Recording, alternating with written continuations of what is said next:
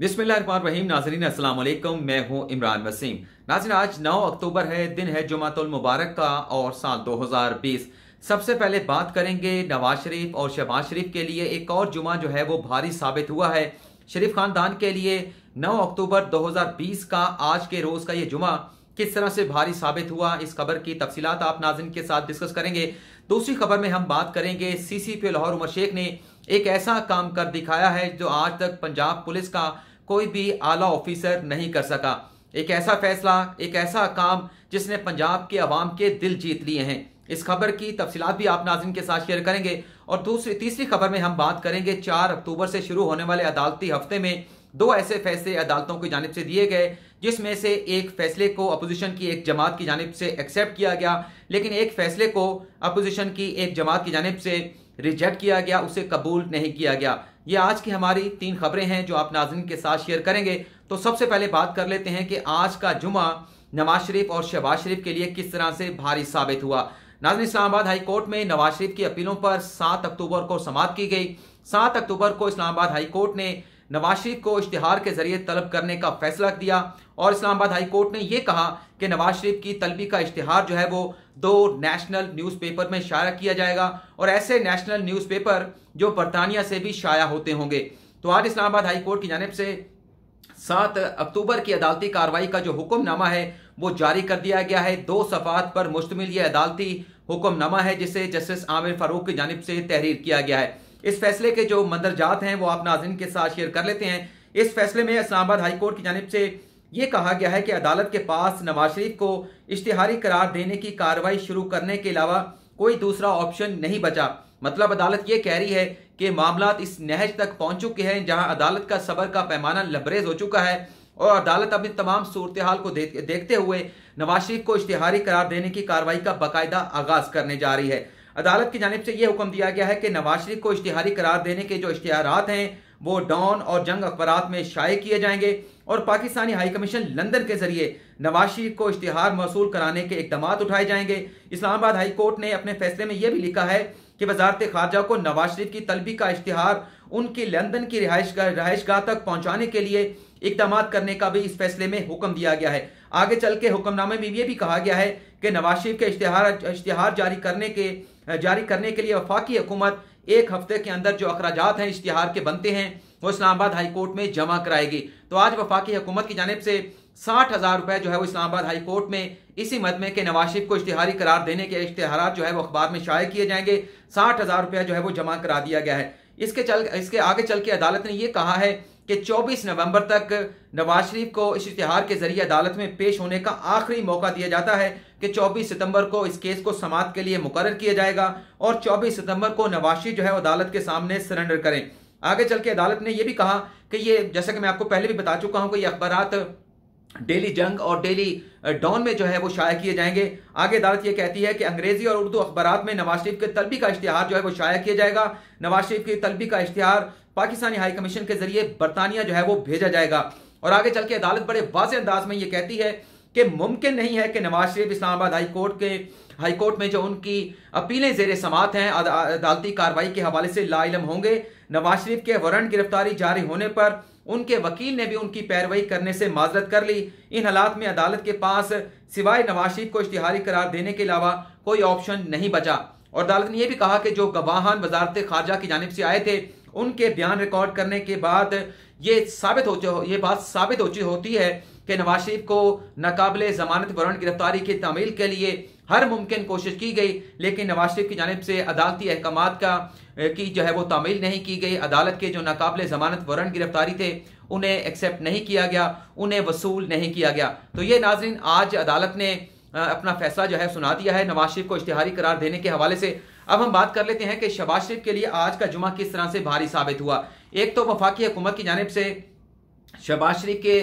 खानदान से मुतल्लिका जो है वो जो 3 लोग हैं, उनकी अहलियां हैं, उनकी बेटियां हैं और इसके साथ साथ 7 और लोगों के जिनका शहबाज शरीफ के मनी लॉन्ड्रिंग केस के साथ ताल्लुक है उनका नाम ECL में डाल दिया गया है वफाकी हुकूमत की जानिब से, ताकि ये लोग जो है वो बैरून मुल्क फरार ना हो सकें। और आज के दिन की ये सबसे बड़ी खबर थी जो कि हमारे साथी, हमारे दोस्त फ़हीम अख्तर मलिक की जानिब से ब्रेक की गई थी। और आज सुबह जब शेख रशीद से उनकी मुलाकात हुई थी तो इस खबर का जो है उन्हें पता चला था कि वफाकी हुकूमत ने ये एक बड़ा फैसला लिया है कि शहबाज शरीफ की अहलिया और उनके जो बेटियां हैं उनके नाम भी ECL में शामिल कर लिए गए हैं। अब हम बात कर लेते हैं शहबाज शरीफ के लिए किस तरह से आज का जुमा जो है वो भारी साबित हुआ। नैब की जानिब से कुछ ऐसी तफसीलात जारी की गई हैं जिसमें यह बताया गया है कि किस तरह से शहबाज शरीफ ने जिला बतरी के दौरान जो है वो 4 लंदन में फ्लैट खरीदे, और एक फ्लैट तब खरीदा गया शहबाज शरीफ की जानिब से जब वो वजीर आला पंजाब थे। इस हवाले से जो तफसीलात सामने आई है नैब की जानिब से, उसमें यह बताया गया है कि ये 4 फ्लैट जो है वो शहबाज शरीफ की जानिब से 13,31,000 पाउंड में खरीदे गए थे, और इसमें शहबाज शरीफ ने कर्ज हासिल किया था कारोबारी शख्सियत से जिनका उनके साथ करीबी ताल्लुक था, और लंदन के बार्कले बैंक से भी कर्जा हासिल किया गया था, और अपनी भतीजी आसमा डार से भी शहबाज शरीफ ने कर्ज हासिल किया था। पहला फ्लैट जो है वो लंदन में 2005 में खरीदा गया, ये 2 लाख पाउंड 2,35,000 पाउंड में खरीदा गया था, और इसमें नैब की तफसीलात में यह बताया गया है कि 75,000 शहबाज शरीफ ने जो है वो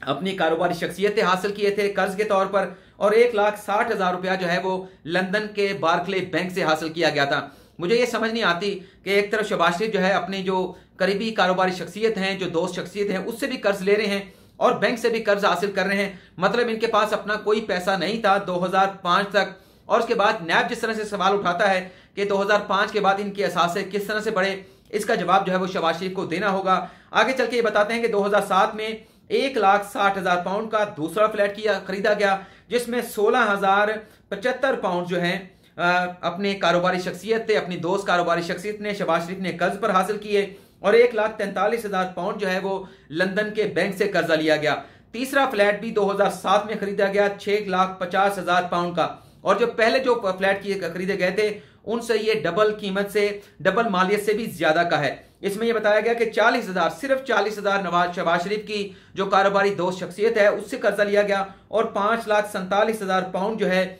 वो लंदन के बार्कले बैंक से जो है वो कर्ज हासिल किया गया। और चौथा जो फ्लैट है वो तब शहबाज शरीफ ने खरीदा जब वो 2009 में पंजाब के वजीर आला थे। 2,80,000 पाउंड में ये फ्लैट खरीदा गया, और इसमें 2,30,000 पाउंड जो है वो ये बताया गया है कि कारोबारी शख्सियत से ये कर्ज हासिल किया गया था। ये नाजरीन डिटेल है शहबाज शरीफ के हवाले से। तो इस तरह से ये तफसीलात शहबाज शरीफ खानदान के हवाले से, शरीफ खानदान के हवाले से सामने आ रही हैं। और आप नाजरीन को ये भी बता देते हैं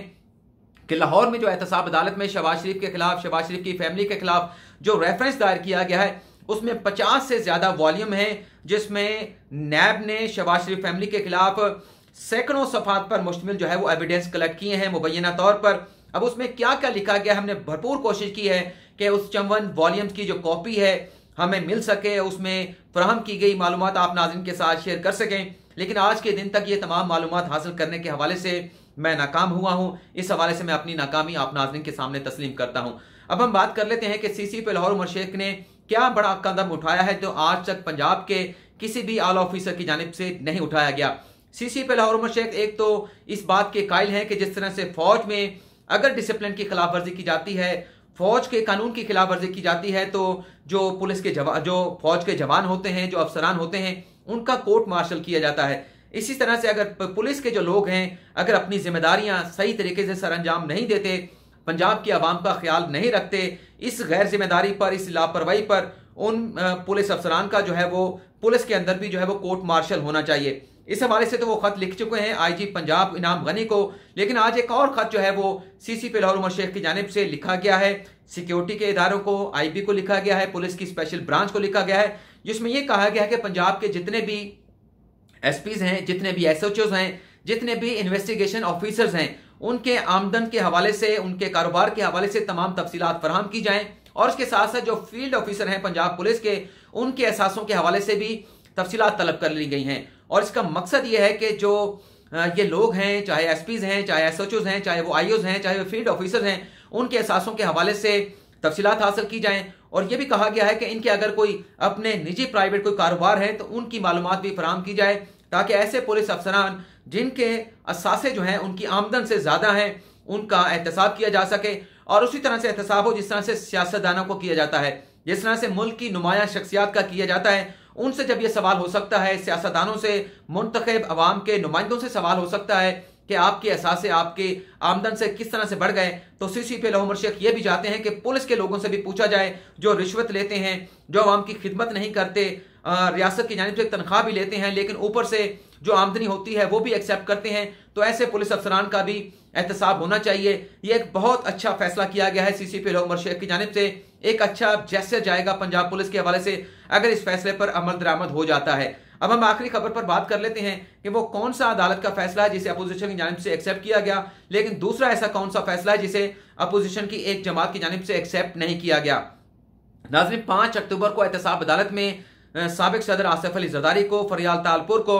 3 केसेस में जो है वो फर्द जुर्म आयद की गई और अब तक मजमूई तौर पर 4 केसेस में आसिफ अली जरदारी पर फर्द जुर्म आयद हो चुकी है। और आप नाज़रीन के सामने हैं कि इस फैसलों के बाद ये इंडाइटमेंट के बावजूद भी पीपल्स पार्टी की जानिब से अदालत की उस कार्रवाई पर या कौमी सलामती के इदारों पर या रियासती इदारों पर किसी किस्म का कोई तनकीद का एक जुमला भी नहीं कहा गया। दूसरी तरफ जैसा कि मैंने आपको पहली खबर बताई है कि इस्लामाबाद हाई कोर्ट ने नवाज शरीफ को इश्तिहारी करार देने की बाकायदा कार्रवाई का आगाज कर दिया है। जब यह फैसला अदालत की जानिब से दिया गया तो आप नाज़रीन के सामने है कि कल मरियम नवाज साहब ने किस तरह से कहा कि नवाज शरीफ की अगर इश्तिहार जारी होगा तो उसमें शक्ल जो है वो सूरत जो है वो नवाज शरीफ की दिखाई नहीं देगी, उसमें सब सूरत जो है वो परवेज मुशर्रफ की दिखाई देगी। और भी बहुत सारी बातें की कि अगर ढोल बजा के नवाज शरीफ के इश्तिहारात का ऐलान किया गया तो उसमें गवाही जो है वो बशीर मेमन की सुनाई देगी। तो ये वाज़ेह नजर आता है कि एक जो अपोजिशन की जमात है पीपल्स पार्टी, वो तो अदालती फैसलों को एक्सेप्ट कर रही है,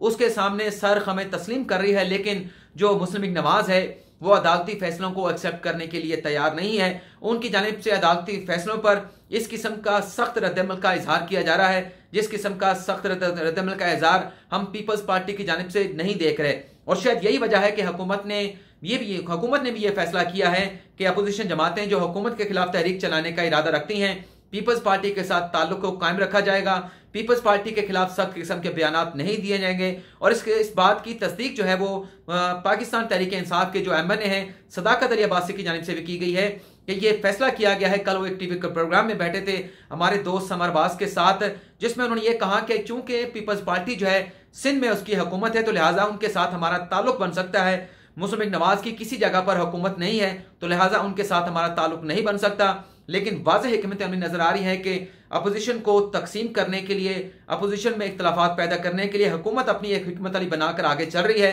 ताकि अपोजिशन में पीपल्स पार्टी को अपने साथ मिलाया जाए और जमीयत उलमा इस्लाम और नून लीग को जो है वो अलग किया जाए ताकि अपोजिशन का हुकूमत के खिलाफ जो अलायंस है वो ज्यादा इफेक्टिव ना हो सके, ज्यादा मौसर अंदाज में अपोजिशन के हुकूमत के खिलाफ कोई कार्रवाई सामने ना आ सके। लेकिन आज जो इमरान खान साहब ने ऐलान किया है कि अपोजिशन जमातें हुकूमत के खिलाफ जल्द से जुलूस करें, लेकिन अगर जल्द से जुलूस में कानून की वायलेशन की गई तो कानून हरकत में आएगा और इन लोगों को गिरफ्तार भी किया जाएगा और ऐसी जेलों में डाला जाएगा जो कि VIP जेलें नहीं होंगी, बल्कि उन जेलों में कैद किया जाएगा जहां पे आम शख्स को, जहां पर एक मुर्गी चोर को, जहां एक साइकिल चोर को, जहां एक धनिया चोर को जो है हिरासत में रखा जाता है, तहवील में रखा जाता है, इन लोगों को भी वहां पे रखा जाएगा और किसी किस्म की VIP ट्रीटमेंट इन्हें जेलों में नहीं मिलेगी। तो नाज़रीन, ये आज की हमारी खबरें हो गई। फिलहाल आपसे इजाजत चाहेंगे। अल्लाह हाफिज।